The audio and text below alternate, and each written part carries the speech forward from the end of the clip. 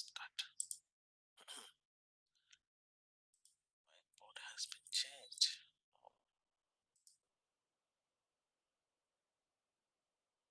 Everything is auto updated nowadays.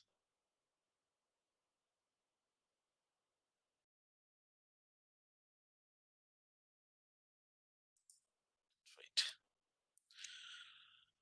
So today what we will do is we'll discuss how this network setup looks like and how you can plan your network topology and all, where we are yesterday.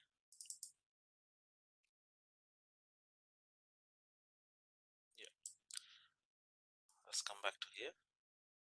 This is this is what we are discussing yesterday, right? So how you can manage your VPC. First of all, let's understand what is VPC and how you can create and manage VPC based on your business requirement. That will be either class A or class B or class C IP addressing if you want to adopt. And also we'll see how you can connect to the devices over the internet if you don't have the site-to-site VPN and stuff. If you are a beginner and you want to do some practice, this will show all these things today. Let's see.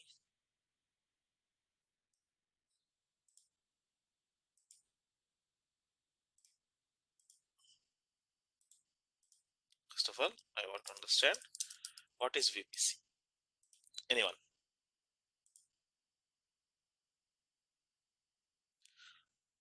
Okay, so imagine I want to create one VPC and place some devices inside the VPC. I want to access it.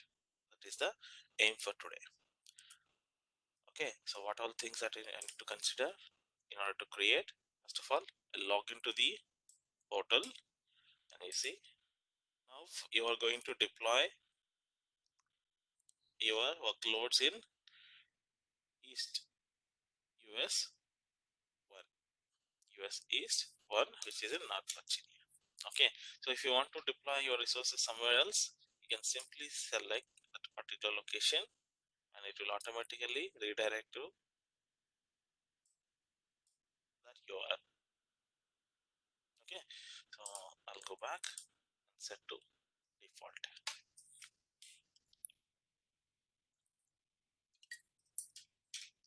Now if you go to AWS Management Console, scroll down,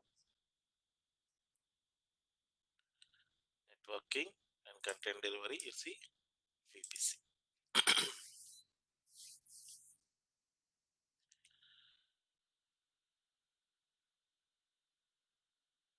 Go to my VPCs,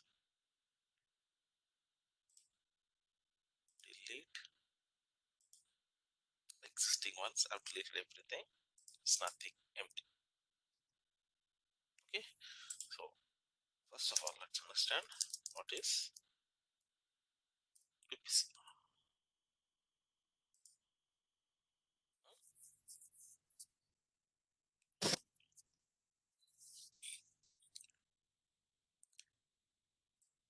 VPC lets you provision a logically isolated section of AWS cloud where you can launch your AWS resources in a virtual network that you define.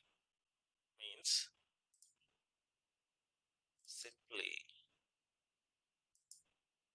right, you have a region. In which region we are deploying the resources? US East Virginia. East 1.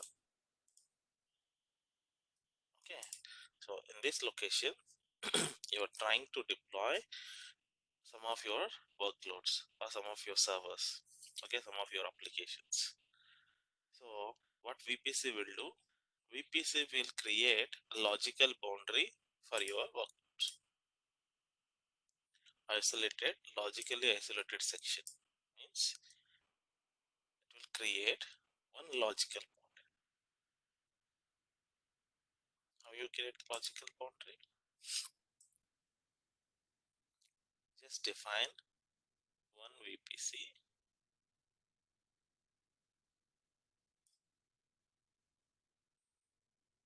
Okay.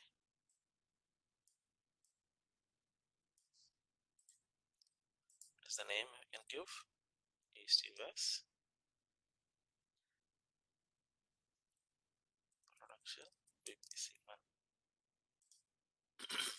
Okay. And this logical boundary must contain one of the IP range from any of these classes. Means what? You can either give class A private IP range, class B private IP range, or class C private IP range. Let's see.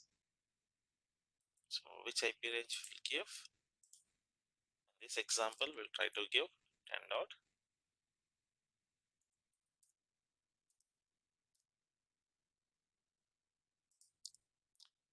Let's understand what is this. What is this slash 16? I'll explain later. But for now, remember, I'm just creating 10.1.0.0/16, which gives you around 60,000 IP addresses. Okay, and you have to imagine in such a way that your VPC is spread across. Your VPC is spread across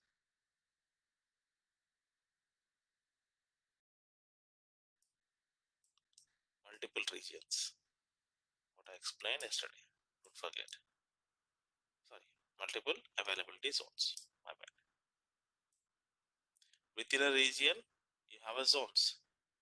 So once you create a VPC, same VPC is spread across all the zones. You don't need to create zone specific VPC. So you have 6 zones in East US. Your logical boundary is spread across all the zones. Okay, so how to create a VPC? Let's see. Go back to portal, your VPC, and create a VPC. What is the name? East US score production VPC.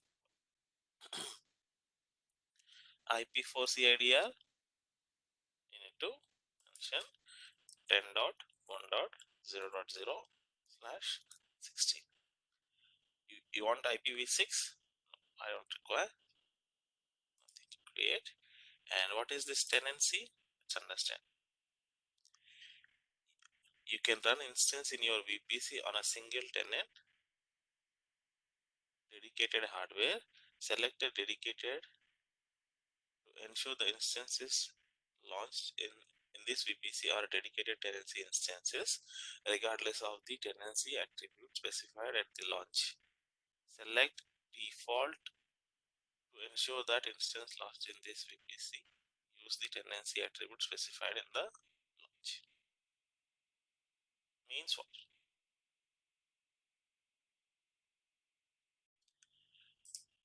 If you say selected tenancy, means you have created a logical boundary and you are trying to place some of your workloads inside your VPC, where they will go and save the workloads. Say for example, I created a logical boundary and I created one VM. Okay, what is this VM, by the way?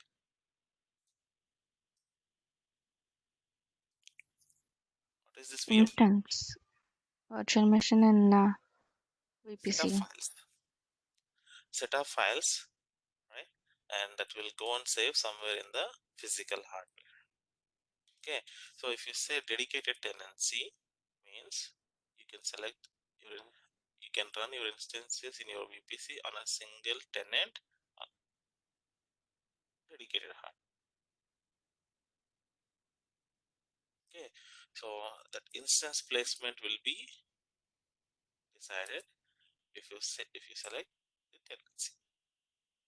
Okay, I'll leave it to default. create. So your VPC has been created.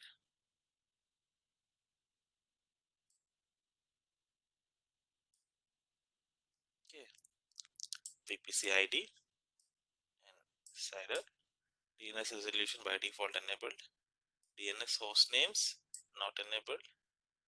Okay, and network ACLs created, ACP created, route table created. So by default, you will see a couple of things got created, and we are not going to use the default ones for the route table and ACLs and stuff, but we'll customize as per our requirement later on. So here, what I need host name for each and every workload which I deploy. So for that, what I need to do, right click, go to VPC, edit DNS host names, and enable it. What happens? Every virtual machine that you are going to deploy inside that VPC, it will be associated with one of the host name by default. If you enable this option, close. Okay, so let's understand before we proceed with the other steps. Let's understand what is this cider block. How many IPs you'll get here? What is this /16?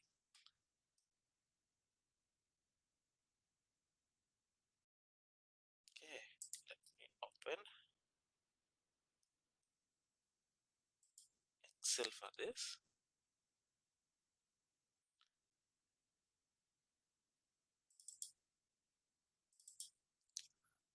Let's do one thing. You have an IP range like this, and you are not able to understand what it is. Okay, do one thing. Take this IP address and start with /24.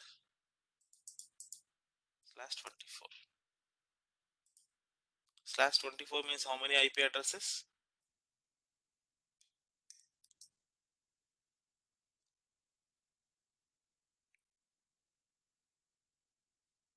Hmm? Hello?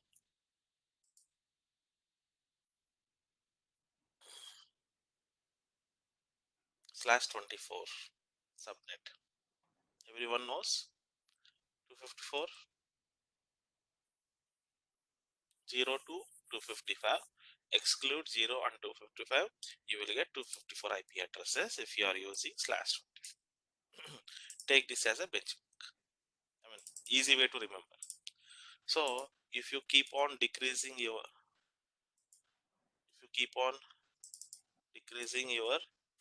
this digit, okay, so what happens?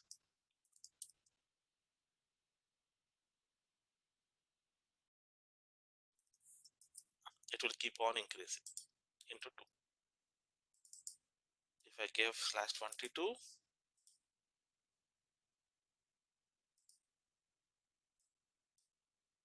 into 2, okay, if I give /21, you'll get 2000 IP addresses. If I give /20 into 2, able to understand? Or I'm just creating more confusion or what? 8000, 18,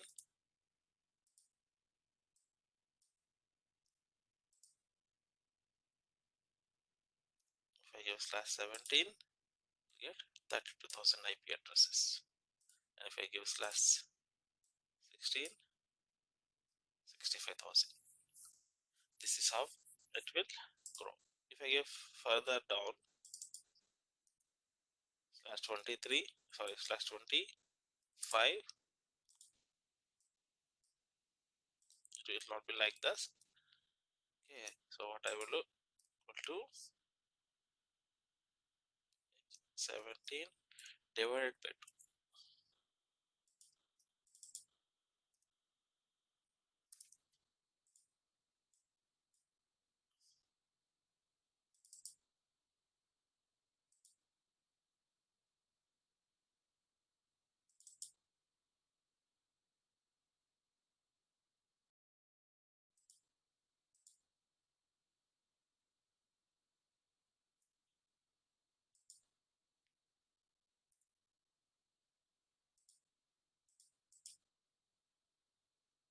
64.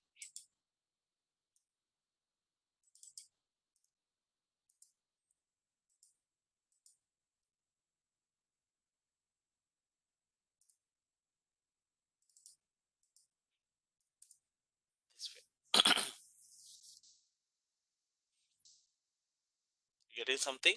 Still confused?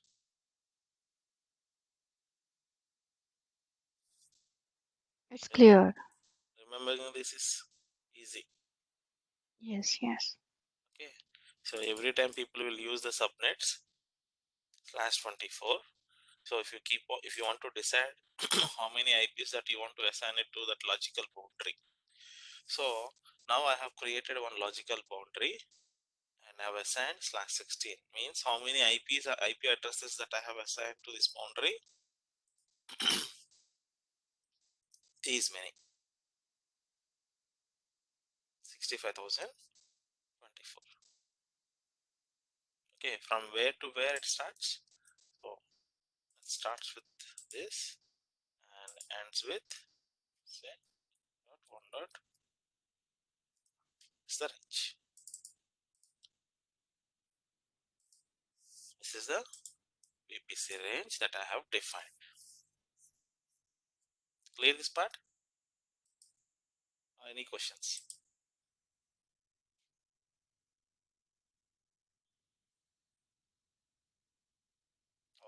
Okay. Now imagine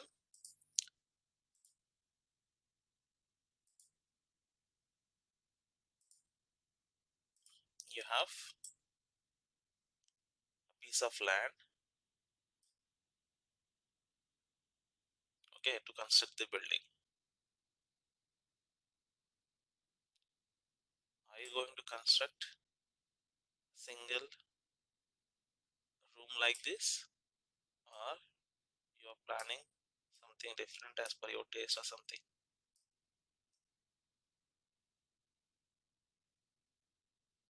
Okay, if you construct a single building, that is not the building, it's a, call it as a shed, right? So if you further divide your plot into rooms, how you want to divide. And when it comes to IT, let's say you have a scope of 65,000 devices to place. Okay, you are okay to place 65,000 devices here. It's fine. Okay, but if someone came inside to attack, you are exposing all 65,000. Okay, and if you want to further secure your workloads within this boundary, what we will do is we will create some of these subnets. We call it as a subnet. Subnets are part of VPC or subset of VPC. Means you need to define subnets within the VPC boundary.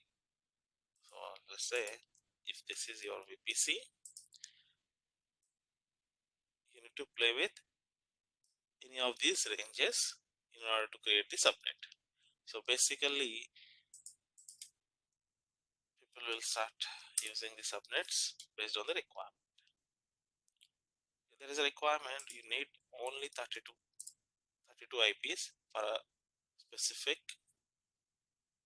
reason, or maybe for a specific application you need a dedicated 32 IPs. That's it, you don't require any more. So you can create subnet with /27. I'll show you how to create different subnets with different boundaries. Okay, and what is the reason? What is the reason for creating these subnets? Any guess?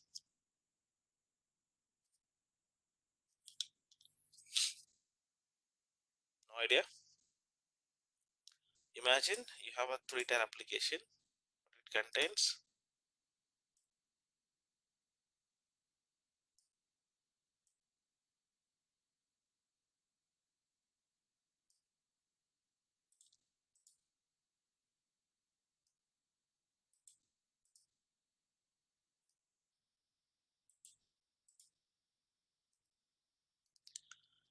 three different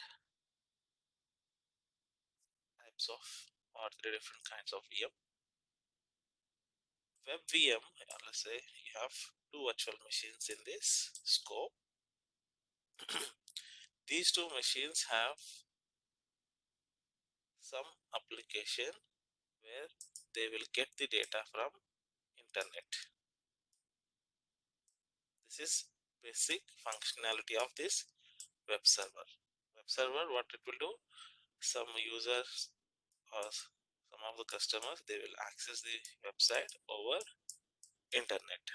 Means whatever the request that these two servers are receiving, they must be receiving from internet.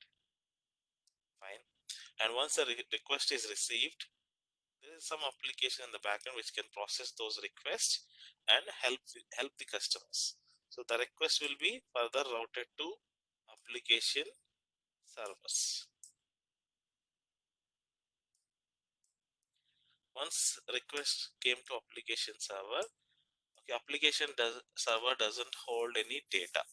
So application server want to fetch some of the data from database. What it will do? It will further send the request to DB and it will query the database. So in this scenario, if you imagine, if I place all these VMs in 10.1.0.0/16 on our open VPC, then what is the point of security?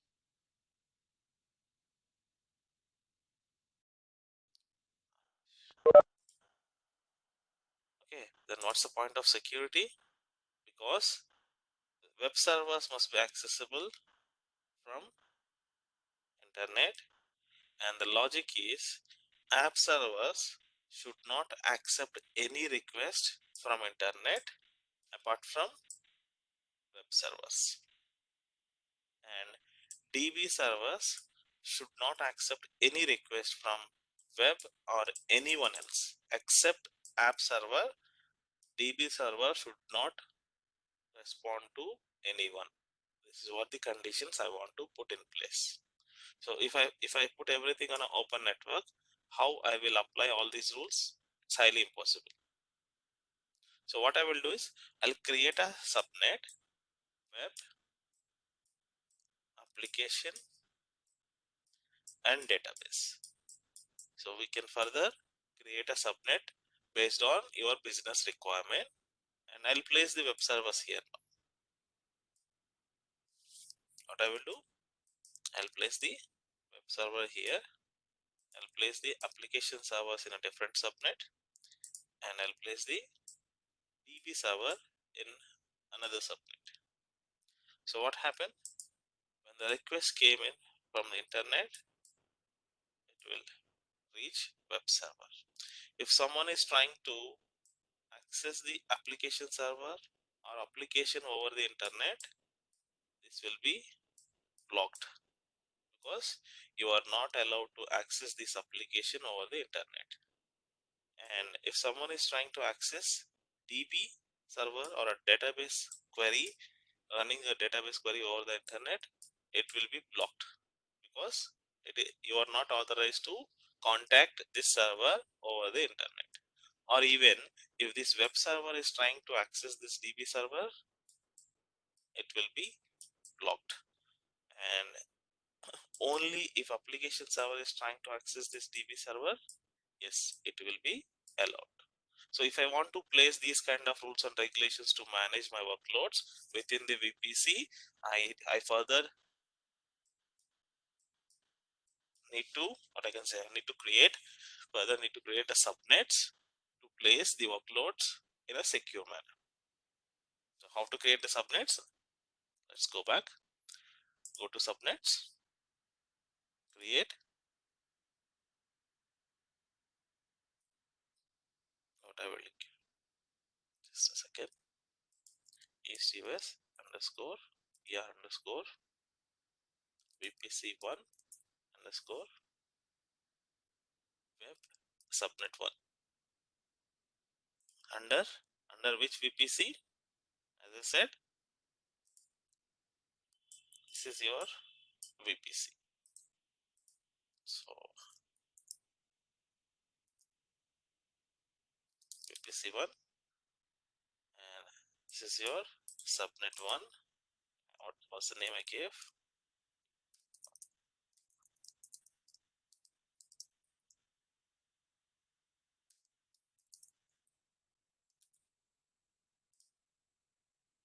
And you can give further naming convention. So select, and you can mention in which availability zone you want to place your resources. Let me go back to previous example.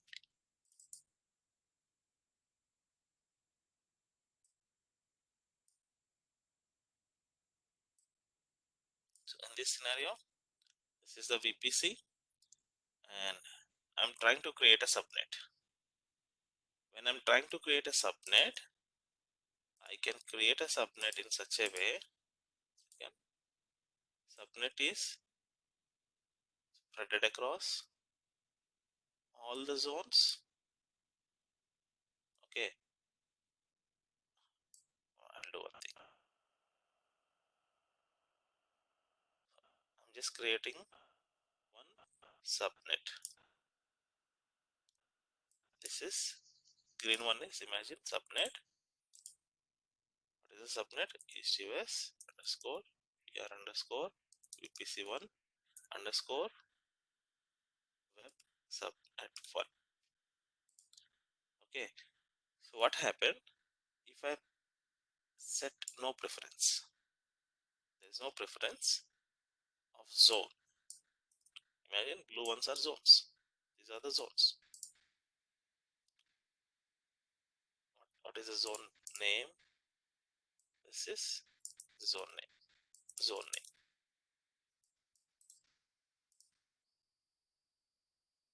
1A, 1B, and so on. Sorry, 1F. So these are the 6 zones you have within the VPC. Sorry, within the region. So I have created a subnet within the VPC, but I'm mentioning no preference. No preference. And what is the CIDR block? 10.1.1.0/24. Create. Means in this subnet, your IP range starts from 10.1.1.0/24. Means from where it will start?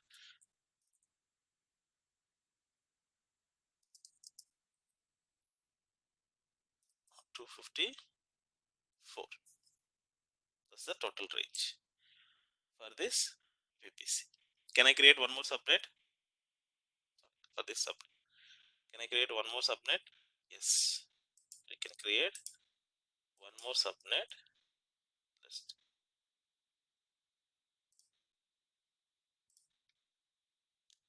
So this time, what I will do, I will restrict the subnet to one zone only. This is again, I call it as a subnet. What is the difference between this subnet and this subnet? If I place a devices on this subnet, they can go and deploy anywhere. Building 1, 2, 3, 4, 5, 6, anywhere. But I'm creating the one more subnet, the second one. What is the subnet name? East US underscore VPC1 underscore app subnet 2. This is subnet 2, but I'm restricting the subnet to building 1 or availability zone 1. How to do that? Close, create a new subnet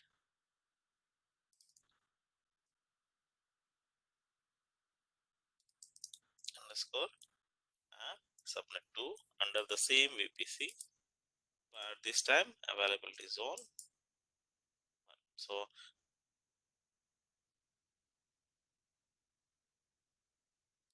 understand, the availability zone where the subnet will reside, select no preference to let Amazon choose an availability zone for you.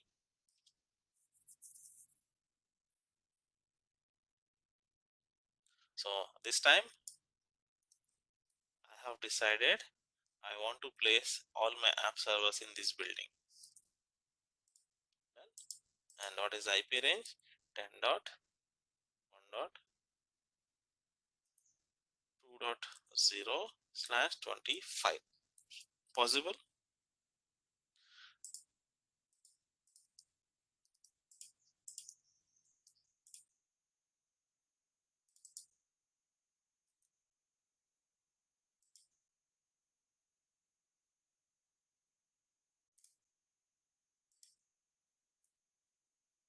Possible? This is the whole range.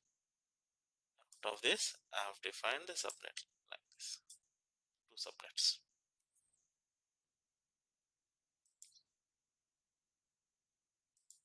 Created and accepted as well. See the range? You get 123.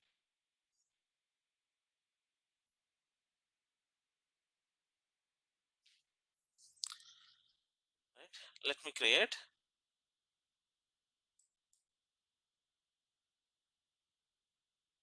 one more subnet.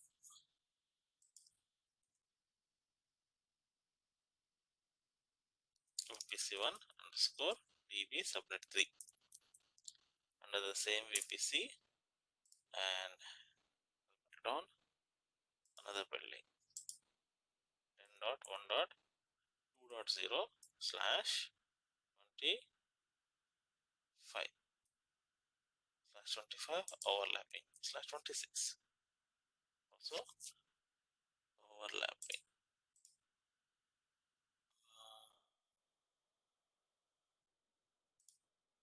See, accepting because for subnet 2 I gave /28, so /25. So how many IPs you get? 10.1.2.0 to 10.1.2.0 126,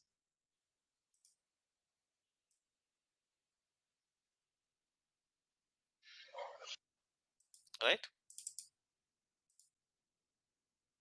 or 128 till 120. That's the boundary for /25 around 128. So 129, 128. Let's see, it's creating. Okay, created. So from 128 you will get 59 IP addresses.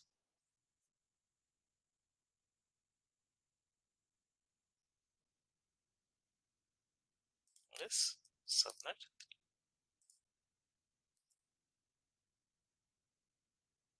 This is how you will decide your IP ranges. Your just go back. Your actual boundary is 65,000 IP addresses, out of which you created you created three different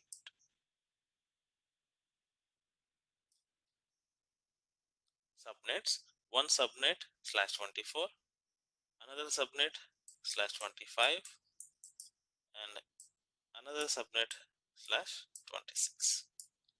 Means in this subnet you want to place only around 60 devices. In this subnet you're trying to place only around 120 devices, and in this subnet you are trying to place on an average of 250. Right? What is the difference between these three subnets? Subnet is just a further logical boundary where you will place your similar kind of workloads, and you need to calculate yourself, or you need to plan in such a way that you won't waste the IPs unnecessarily. Because database servers, I'm 100% sure I'll not put more than 30. Then what I will do, if I create a /24, I'll get to 254 IP addresses. I know 100% sure 30 servers I'll place into 2 IP addresses. Let's say for example, because the clusters, or 3 IP addresses. For cluster, node 1, node 2 and cluster IP, 3 IP addresses. So I'll hardly use 90 IPs if even if it is a cluster. 90 IPs is gone. How many IPs you still left with? Around 150. So those 150 IPs will remain ideal for lifetime. You will not be able to use those IPs elsewhere, and you cannot put some of the workloads inside the DB server because security concern. So please be careful while defining the IP addresses for any of the customer for any of the purpose. Okay, so what's next? Subnets are done. So created the created the VPC and created the subnet. And what is next? You need to create internet gateway. What is the purpose of internet gateway?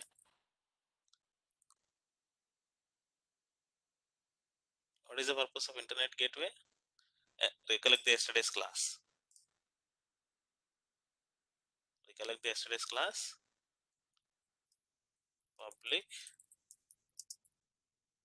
private. So within the VPC, so far what we are creating are private. Now you want to access the same devices from your home or from your office or from remote location. So you need a public IP or not. You need a public IP, right? Imagine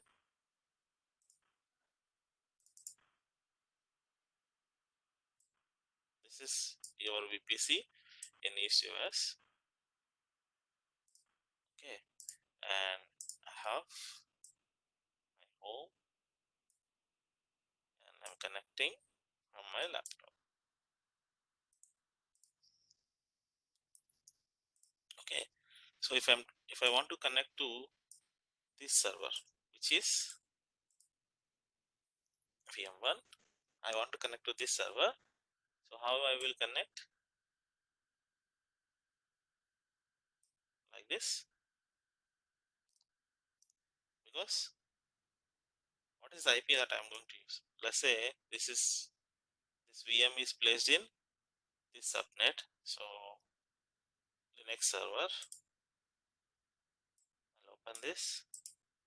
Imagine 10.1.1.99 is the IP. Within this range, fine. 99 is the IP. You'll get a timeout because this is all private range. If you are inside the Azure or AWS data center, then probably you can connect to that server or the private. But from my home, how I will connect? I have to depend on public IP. I need one public IP to connect with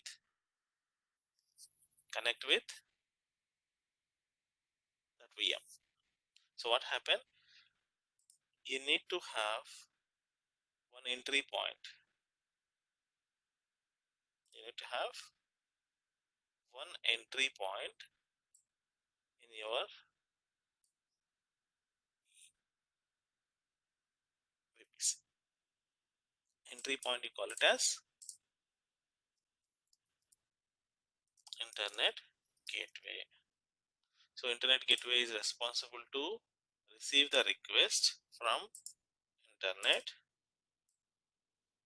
and forward it to respective VPC.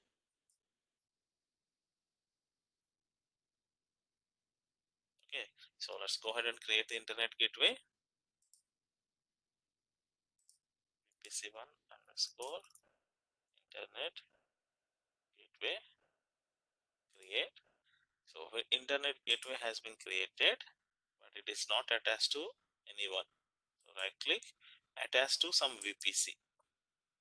So I want to attach to the existing VPC. Attach. Okay, so now internet gateway is created and attached to your logical boundary. So if someone is trying to access the workloads from anywhere across the globe, those requests first hit the internet gateway. Once it reaches the internet gateway must know where I should send this request.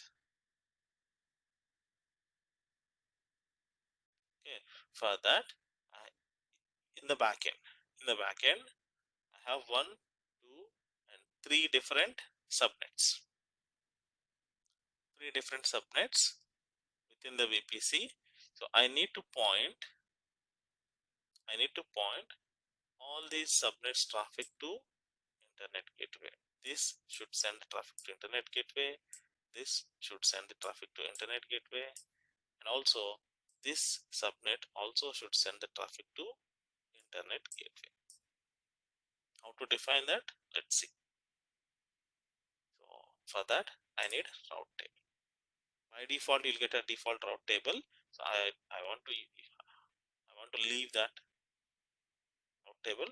Let's create custom route table. That is VPC1 underscore route table 1. You are going to use under this VPC. Fine. Route table has been created. VPC1 route table 1. This. So who will use this route table? I'll say edit subnet associations.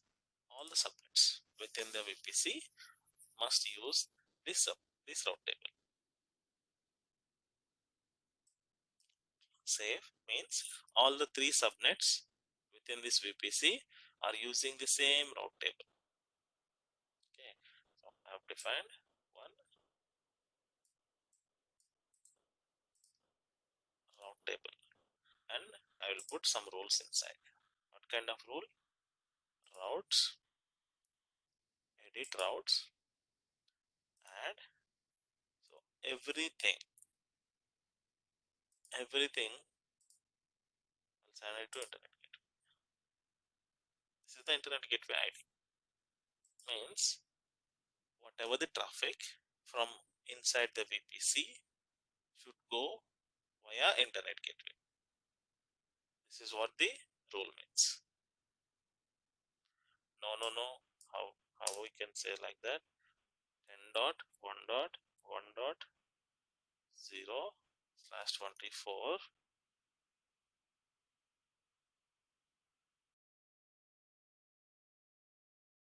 slash 24.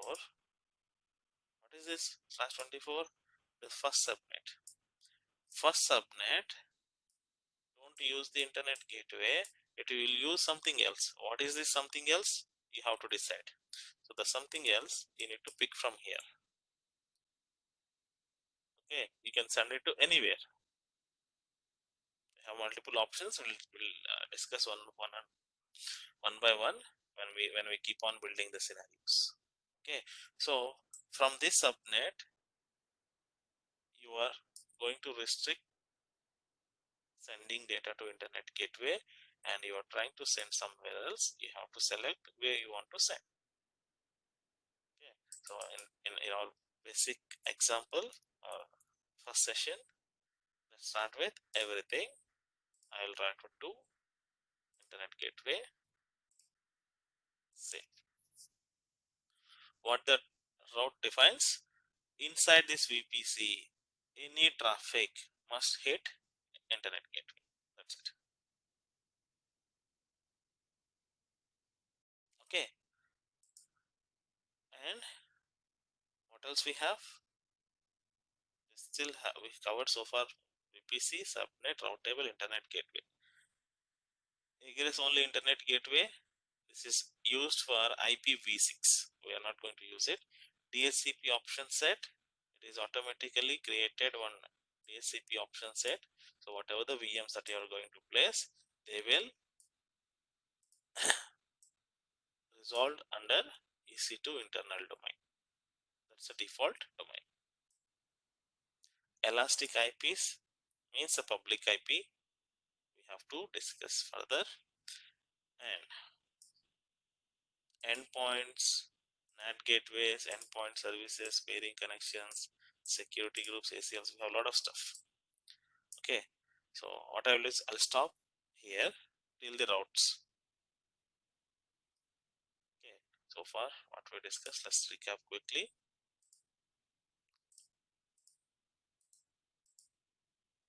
Today we discussed VPC, subnets, internet gateway, routers. We still need to discuss elastic IPs,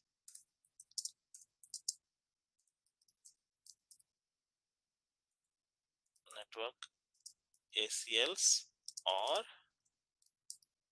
security groups.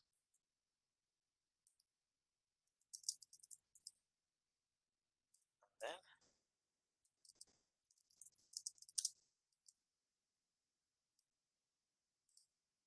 so this will do it tomorrow.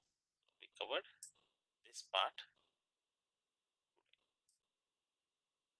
Okay, we still need to build a couple of scenarios on real time, how these VPCs can be designed and how you can use them in your custom environments. Okay, first understand the basic structure, and let's test this tomorrow, and day after tomorrow we can discuss the few scenarios on top of it. Fine. Any questions?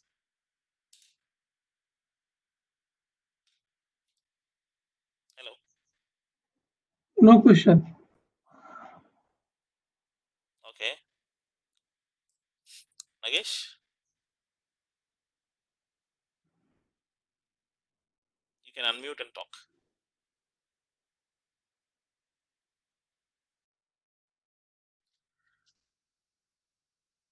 Fine, not an issue. So let's stop here. We'll catch up tomorrow, same time.